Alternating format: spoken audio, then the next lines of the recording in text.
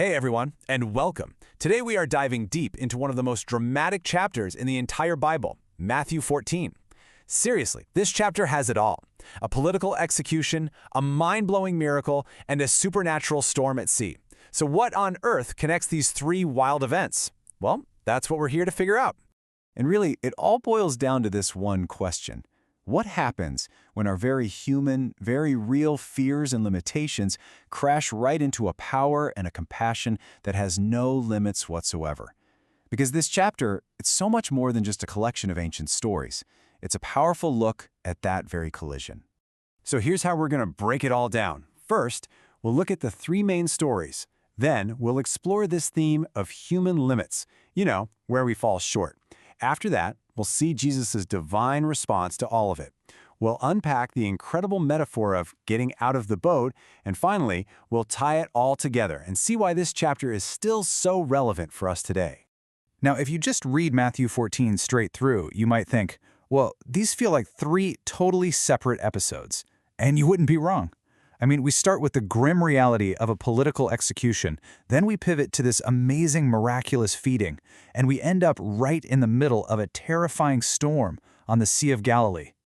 So you've got a prophet's murder, a massive picnic, and Jesus walking on water. What is the common thread here? It seems like a random collection of events, but trust me, they are woven together by an incredibly powerful and unifying theme.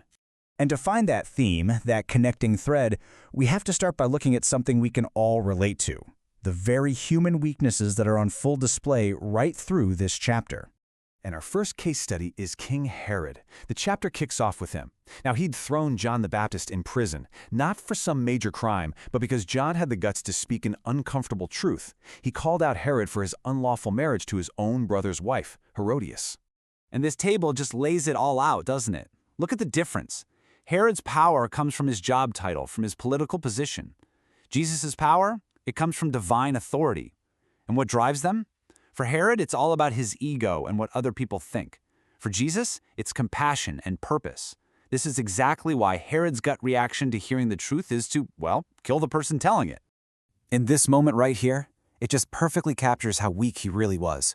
It's his birthday party. His stepdaughter dances for him, and he makes this big, foolish public promise to give her anything she wants. So, her mother tells her what to ask for, John the Baptist's head on a platter. And the text says the king was sorry. He knew it was wrong, but he was trapped by his own ego, afraid of looking bad in front of his guests. He chose his public image over an innocent man's life. But here's the thing. It's not just about some corrupt king from a long time ago. The story immediately shifts, and now we're looking at Jesus' own disciples, his inner circle. And their weakness is so much more relatable. They're not evil, they're just human. They mess up just like we do. The disciples are operating from what we'd call a scarcity mindset. They're looking at this huge crowd. We're talking over 5,000 men, not even counting women and children, and they're in the middle of nowhere. All they can see is what they don't have. So you can almost hear the panic in their voices, right? Their solution is completely logical from our human point of view. It's practical. Hey, let's just send them away. They can figure it out themselves.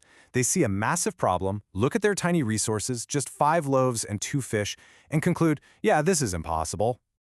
Okay, and right here, this is where everything shifts. We've seen the limits of humanity, from a powerful king to Jesus' own followers, and now we get to see how Jesus responds to those exact same limits. Look at this. The difference is just night and day. Herod's big party ends in murder. But Jesus, who is grieving the news that his cousin John has just been executed, withdraws. And when the crowds follow him, he's not annoyed. His immediate response is compassion. And the first thing he does is heal their sick. And when it comes to that hungry crowd, the difference in perspective is just crystal clear. The disciples look at 5 loaves and 2 fish and say, this is all we have. It's a statement of scarcity. Jesus looks at the very same 5 loaves and 2 fish and says, bring them here to me. For him, it's not a limitation, it's a starting point. And here's the part that is so incredible. Jesus doesn't just barely meet the need. He blesses the little bit they have, it multiplies, and everyone eats until they are full. And then there are leftovers, 12 baskets full. That's 1 basket for each of the doubting disciples to carry, a heavy, tangible reminder that with Jesus, you don't just get enough, you get overwhelming abundance. All right, that brings us to the grand finale of the chapter, which holds one of the most powerful metaphors for a life of faith you'll find anywhere. Right after this massive miracle, Jesus sends his disciples in a boat to cross the lake while he goes off by himself to pray. So in the middle of the night, a huge storm kicks up. The disciples are terrified, and then they see a figure walking toward them on the water. They think it's a ghost, but it's Jesus. And Peter, who's always impulsive, says, "Lord, if it's you, tell me to come to you on the water." And Jesus says one simple word, "Come." And this is what happens. It starts with faith. Peter actually gets out of the boat.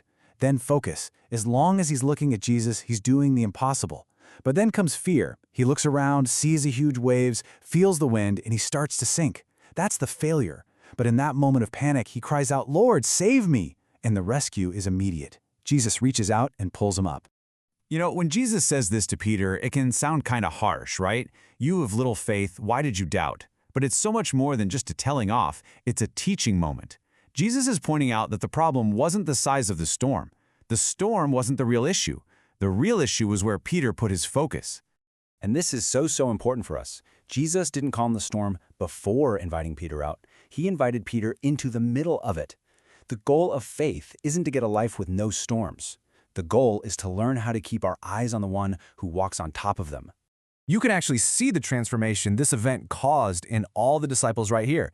They start out in absolute fear, thinking Jesus is a ghost. That turns into awe as they watch this incredible scene with Peter. And finally, when Jesus gets into the boat and the wind dies down, it all culminates in worship. For the very first time as a group, they look at him and say, "Truly, you are the Son of God." Okay, so let's zoom out. Why does a chapter written 2,000 years ago matter to us, right here, right now? What's the big takeaway? Because what Matthew 14 does so beautifully is show us the pattern.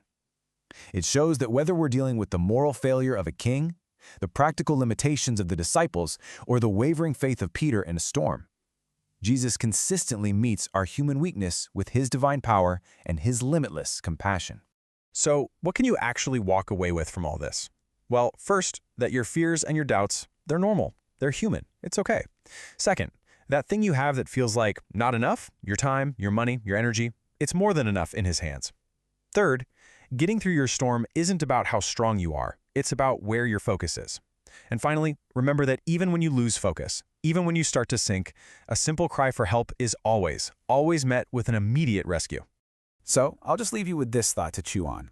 In the middle of whatever you're going through, Jesus is still looking at you and saying that one simple word, "Come." The only real question is, what storm is distracting you from keeping your eyes on him? Thanks for digging into this with me.